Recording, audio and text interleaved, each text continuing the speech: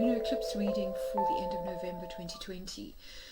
So in this forecast, I'm going to be looking at the astrology as it pertains particularly to you, to your sign, and I'm reading as if Capricorn was rising. So if Capricorn isn't your ascendant, I do suggest that you go and check out the video for whatever your rising sign is, because then a lot of what I say I think will make a lot more sense. But anyway, Cap, this is an interesting lunar eclipse, last one for the year. So you know, in that sense, it's really kind of wrapping up everything that we've kind of learned or that's outstanding from 2020, so that we're ready to move into 2021 at that December solar eclipse in Sag that happens kind of, I think it's on the 14th, so mid-December. So for you, this one happens in your 12th and your 6th houses, so it's the mind-body axis. It's also about you know, putting into practice our spiritual disciplines, walking our talk, all of that kind of stuff. But lots of good things happening. It's going to be, I think, quite a positive eclipse in many respects. In fact, I think the energy from November the 21st onwards, so from the start of Sag season, is going to really move in an upward direction, and a lot of people are going to start feeling a lot more positive. But I think that really started at the Jupiter-Pluto conjunction after the 11/11 portal on the 12th, and then it started to amplify more with the new moon that we had in Scorpio, and it's just going to build from there. So let's put the luminaries in their correct positions. So the sun will be in Sagittarius, which is in your 12th house of the psyche, and the moon in Gemini will be there in your 6th house of health and work. And then Saturn, your ruling planet, is going to be prominent at this lunar eclipse. So it's going to be making a really wonderful sextile to Mercury. So Saturn in Capricorn here in your 1st house, and Mercury in Scorpio, sitting in your 11th house of groups and friendships. So these two planets will be making, as I say, a very positive sextile aspect to each other. And this is all really about serious discussions, people kind of meaning what they say. I kind of think, you know, given that we are talking 11th and 1st houses, that this could be about the way that you communicate in group situations, maybe feeling that you're kind of giving off more gravitas, that people are starting to listen to you and take notice. Or it could be that you feel as though if you've been feeling a little bit isolated recently, then I do feel that you're going to be hearing from friends, or you know, those people that maybe you've not been in contact with for a while, but definitely fruitful discussions, and sort of, you know, grounded people meaning what they say, essentially making promises they intend to keep, and vice versa. So that's very, very positive. The other really positive aspect happening at this lunar eclipse is going to be a set of trines and sextiles to Chiron in Aries. So for you, Cappy, that is I think, yeah, Aries is your 4th house of home, family and roots.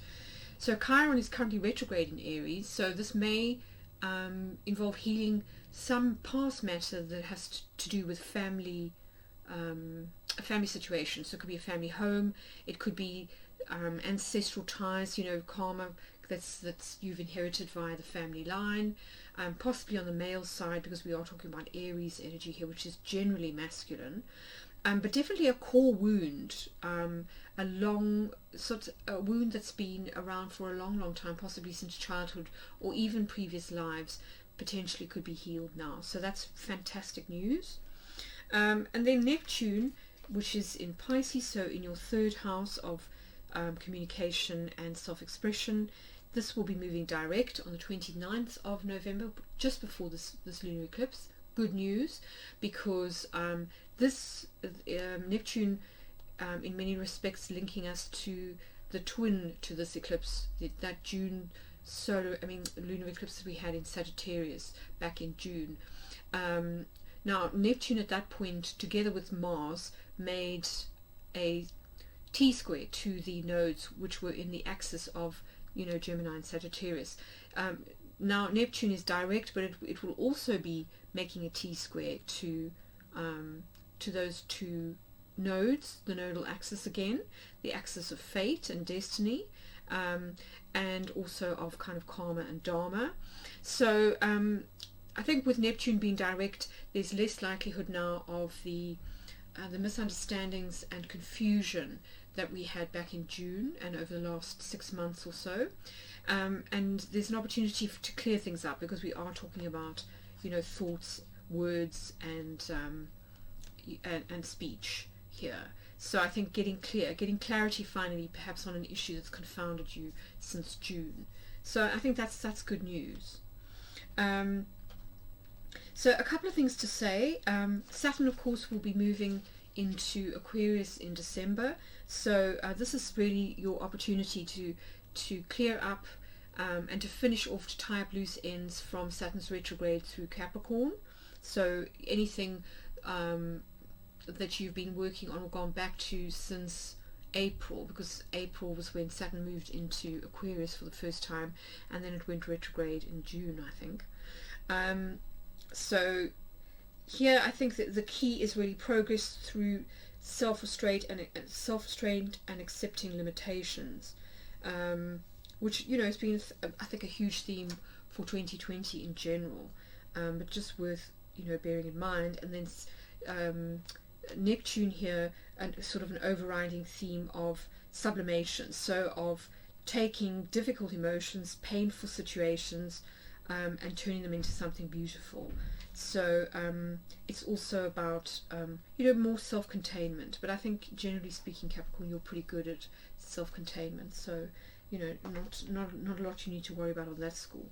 But overall, as I say, my feeling with this eclipse, and you may want to go and check out the general forecast I did on the kind of the astrology of this eclipse, is that it's all about clearing up matters from the last 6 months, deciding what you want to leave in 2020, what you want to take into 2021, because when we come to the twin to this eclipse, the solar eclipse in Sagittarius, which is mid-December, we're really moving into a brand new era. In fact, not just a new 6-month cycle, which is what happens at solar eclipses, but a 20-year cycle for the week of this eclipse, you know, the December one. Sagittarius, Saturn will be changing signs, and it will be making a conjunction to Jupiter, which only happens once every 20 years. So very important time, I think, now to really start to think about goals. You know, it's almost kind of old year's eve, if you like, this 2 weeks period from November the 30th onwards, where you're really kind of consolidating, integrating, processing, and deciding, you know, what you need to let go of and release, what you're finally resolving and kind of making peace with, and then what you want to sort of do, what goals and plans you have moving forward. But let's get into your geoscope and see what other messages want to come out.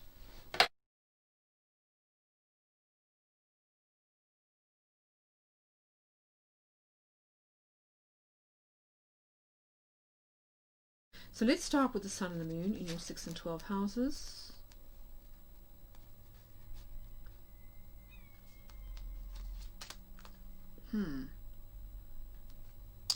Okay.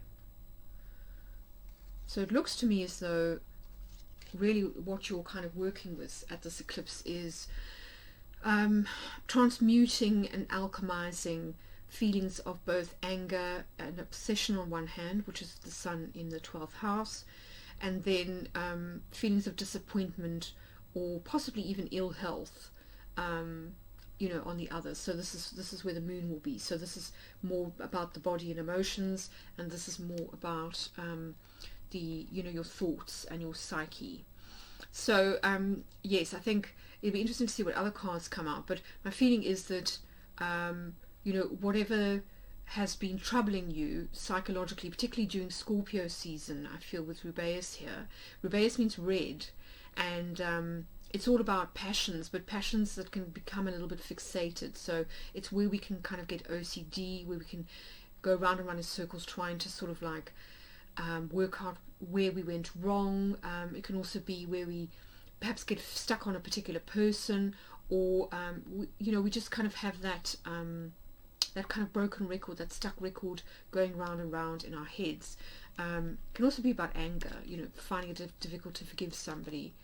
And Tristia here is more about sorrow and loss and ill health. Now it could have something to do with, as I say, physical health, but equally it could be something related to work and to your everyday habits. So maybe you've been a little bit stressed over the last 6 months, and it's had a knock-on effect on your health. It could also be that you have spent a lot of time on your own, perhaps due to things like lockdown, which is not always great for our mental health. Certainly everyday routines and things then become very important as a way to sort of maintain sanity and kind of keep us from sort of losing hope and kind of getting out of out of balance a little bit. But let's see what else is going on. Let's look at Chiron. Well, that's beautiful. So when it comes to healing family matters, things definitely look as though they will resolve themselves very nicely. This is about kind of getting your happiness back, like Tisha being about all the positive, expansive emotions in the emotional body. So celebrations with family members, feeling happier than maybe you haven't in a long time, actually, when it comes to family matters. And of course this could be the home itself. It doesn't have to necessarily be family. All right, let's look at Saturn. Beautiful, beautiful, beautiful. So for Saturn we've got Fortuna Major, fire. This is the fire element, and this is really all about like an increase in feeling validated, so an increase in self-confidence, feeling clear and sure about your direction of travel, where you're going, who you are, feeling happy about who you are, also getting validation and praise sometimes from others. But for me this is mainly about inner strength, charisma, and just generally a kind of an uptick in confidence. So beautiful energy. Let's see what's happening with Mercury. Lovely. So we've actually got Mercury in Mercury with Mercury. Conjuncture being Mercury in Virgo, where it's exalted. So this is wonderful energy, actually. So conjuncture is about coming together with others, which is very fitting for the 11th house. As I said, it's about group endeavors and activities. It's also about friendships, professional associations, forming alliances and networks with people. And so I think if we think about the sextile between these two, this is really very positive. Perhaps you are in a position of leadership, others really kind of respecting you and wanting to work with you, and vice versa, and a really kind of a meeting of minds, a synergy almost of what you want to achieve and what others want to achieve, which is beautiful. So alliances, networks kind of happening there. Let's see about Neptune. Oh, wonderful. So we've got Laitisha again. So whatever you have been thinking, if you have been in a bit of a difficult place in your mind, I do feel as though once Chiron and Neptune do their work here, you're going to be feeling a lot happier. Just in terms of your mental outlook, as well as the way that you feel about family, how you relate to family, how you relate to those in your immediate environment. So this can be siblings, cousins, neighbors, that kind of thing. But I think it's pointing to your general mental outlook, that you're moving into a much happier space, which I think is going to be reflected externally by Jupiter moving, changing signs, and also that very upbeat, optimistic energy of Sag season. So that's beautiful. Okay, let's have a look at the second house of money. Okay, so again, almost reiterating the idea of favorable group associations here. We've got, this is populace, which is literally the people, and it's all about groups or grouping together with others, and here for the purpose of either a financial endeavor or some kind of combining of values, because second house can be about values. So I really feel as though whatever this group association is, this network or this new group that you're forming, can be a charity or a political movement, lots of different things, it does seem to, it's going to have a following. It's going to really, people are going to respond and resonate with it, and I think it's going to have good uptake. So if, for example, you're thinking about starting some kind of new app or something of that ilk, where you need people to sign up for membership in order for it to be financially successful or viable, then I do see you getting the response that you desire. So that's beautiful. Okay, let's look at relationships. Nice. So here in the 7th house of committed partnerships, we have Beaver. So water again. We've actually got quite a lot of water, I think, here. We've got 1, 2, 3, 4, 5. If I'm not mistaken, 1, 2, 3, 4. Yeah, 5 water figures here. So lots to do with emotions and with shifts in the emotional body, I feel. Flow returning, I would say, after a period of feeling quite stuck. So Beaver here is literally the road. It's about forward movement, momentum, things shifting when it comes to committed partnerships. These can be business or personal. Usually it's about marriages and contracts. So if things have been a little bit stuck recently, then they will begin to flow again. Eclipses are good for that, actually. They're very good for kind of loosening anything that's become a little bit stuck or stale. Yes, I think it bodes well when it comes to family relationships in particular. Could also be people traveling to see you, which is nice. And then Fortuna Minor here in your 5th house of children and new love relationships. Also beautiful energy. This is air, actually, so it's the same as Tristia. So Fortuna Minor for me it's solar energy again, but it's slightly weaker, or it's more internal, I would say, in some respects. Fortuna Minor about things shifting for the better, so an improvement in circumstances, with regards to travel, leisure, children, and hobbies, new relationships, that kind of thing. And it's also for me about being favored or helped by those in a position of power. So fortune smiling on you in many respects via your relationships to other people.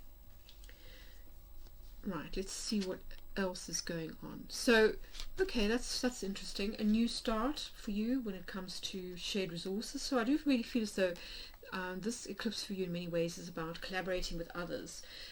Capricorn here being the start of a new karmic cycle in terms of joint ventures. This is usually one other person, but it isn't always. It can be bank loans, it can be agreements with the tax man, it can be about legacies and wills, so somebody bequeathing you something, but definitely something new, a new cycle starting, in that respect. And it can also be about sex and intimacy, actually. So definitely a fortunate shift in circumstances if you felt in the past that maybe people weren't maybe very discreet, or they kind of broke your trust, that kind of thing.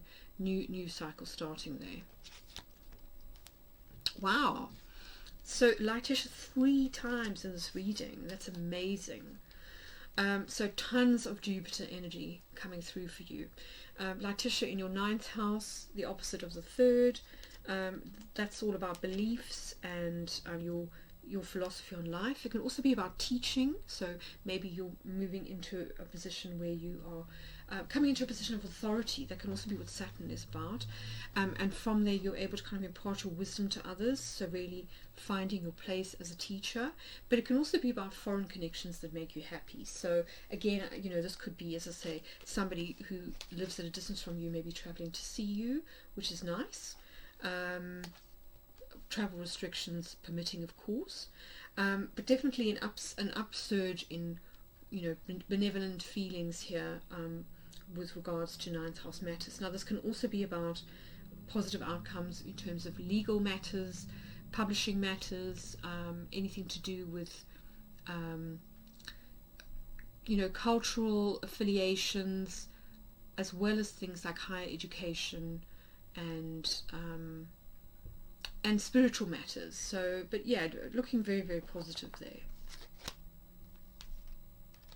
So, you know, if you think about this as an axis, you know, your outlook improves as your beliefs shift. Both of them have a positive knock-on effect on each other, which is beautiful. And what a contrast too to this energy. So, I mean, look at what you're kind of moving out of and what you're moving into, which is stunning. A real shift happening here. And then look at this as being your kind of future direction of travel. I mean, this is the house, in the natural house of Capricorn.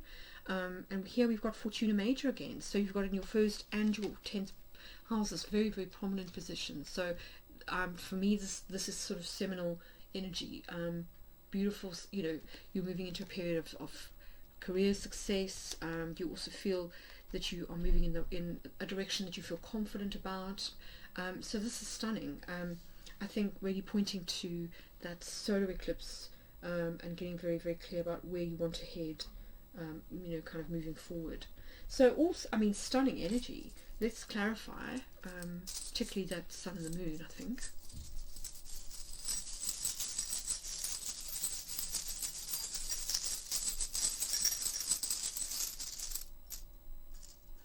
Okay, so it seems as though Rubeus is pointing to either regrets or, you know, perhaps just getting fixated about a particular relationship, because for me Venus here is all about relationships. So maybe you sort of regret something that you said, or you fell out with somebody and you were sort of stewing about it.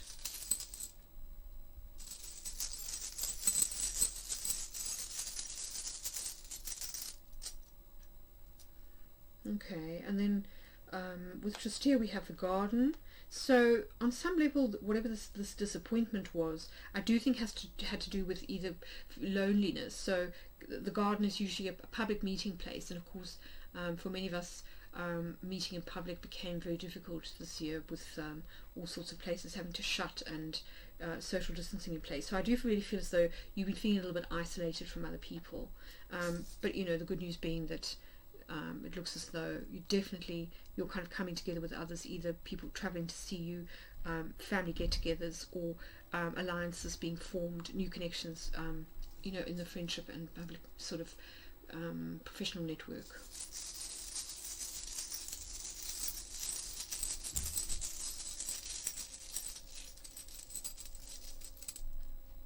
Oh, beautiful, look at that. So with Via we've got the hearts. So definitely I feel as though you know, you're kind of you're coming closer together with others. You're forming heart connections that may have been a little bit stuck or stale, or you know, in a kind of separation. I think, you know, is ending with Via here. So that's beautiful. A meeting of hearts and minds, sort of thing.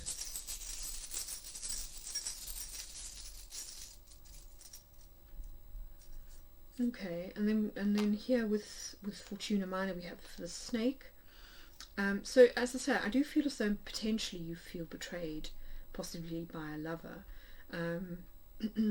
but you know, things improving with Fortuna Minor here, and also sometimes this can be about, you know, delays. So you know, again, maybe not being able to see somebody for a long time, or maybe not speaking for a long time, and sort of, you know, and things improving now, so that's really good.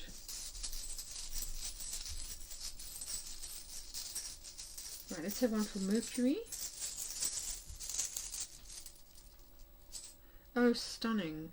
So here we've got the dog, which together with conjunction in the 11th house for me speaks of soulmates. So I think really kind of coming into resonance with your soul tribe, your people, feeling like you are meeting people that you feel at home with, that you belong to, that get you, which is beautiful. It's what we all want, isn't it? But yes, it's not been the easiest of years, has it, when it comes to relating to others. So yeah, loss of friendships and things fading away, and as people, you know, kind of change. Yeah.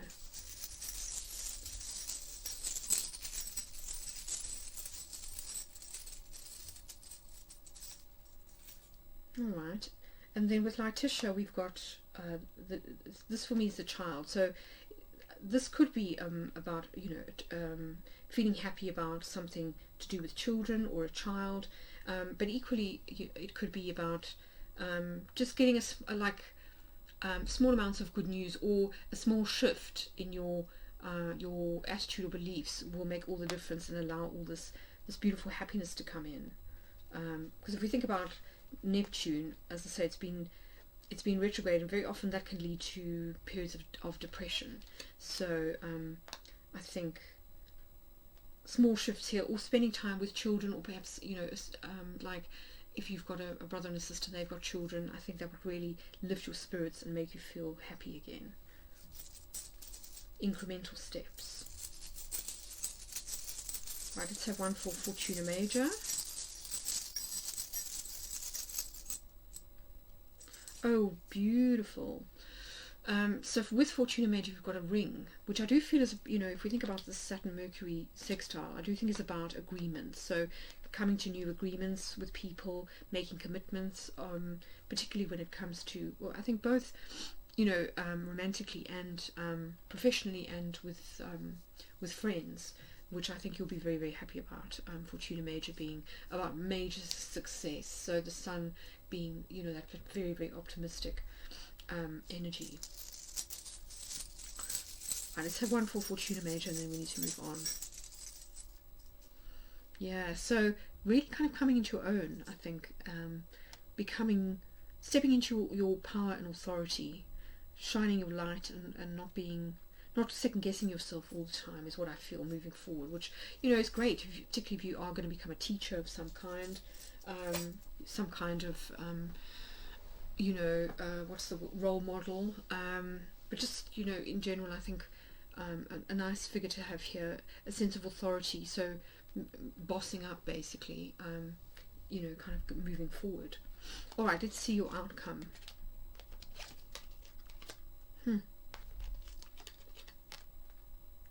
Yeah, so yeah, I mean, interesting.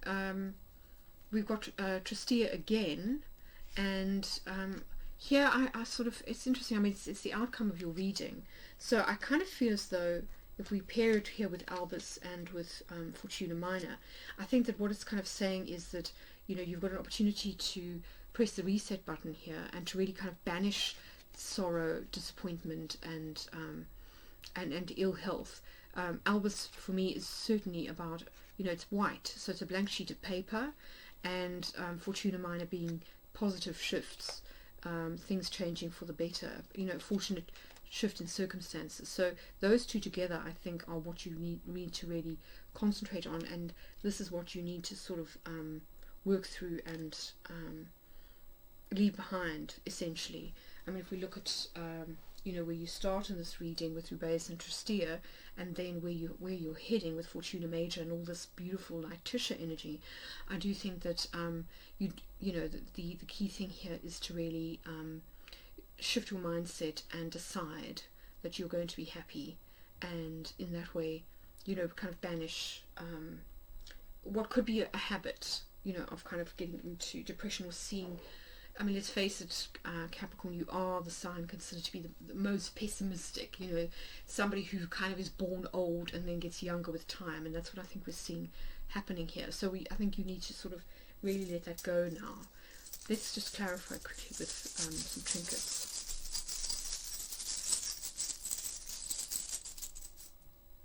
Yes, so positive shifts, definitely. This being emphasized here. This can be maternal energy, but generally for me it's about new changes coming in that are positive and beneficial.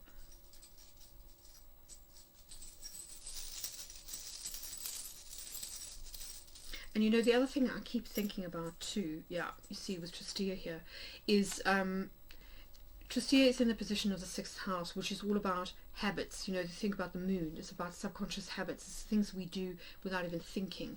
And the 6th house can be about everyday rituals. So we just get into bad habits where we, you know, we get down on ourselves. We don't eat right, and we kind of suffer needlessly, which is for me what the cross is all about. So I think really an opportunity for you to let go of habits and beliefs that are not serving you. that are limiting you.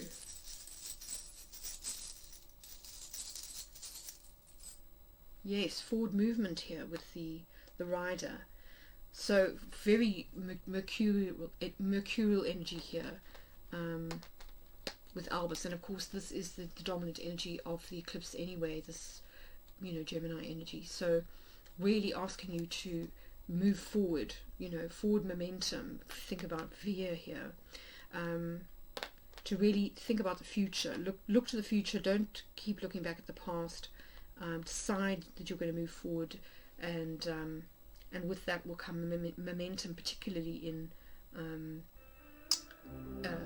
you know, one-to-one relationships, but also, I mean, look at this enormous potential here for success, as well as collaborations with others, you know, the other Mercury figure here. So yes, I think, you know, definitely a kind of like a crossroads for you here, Capricorn, where you really have the opportunity to step into your authority, to let go of, you know, patterns that have kept you stuck in depression, loneliness, ill health, all of that kind of stuff, to, you know, turn the page, move forward. Lots of potential here for happiness, great opportunities for networking, and for teaching, and that kind of thing. So I think a great reading. I hope you've enjoyed it. If you have, always appreciate your likes, shares and subscribes, and as always, sending lots of love, and I'll see you for my last forecast, eclipse forecast for 2020. That's solar eclipse in December.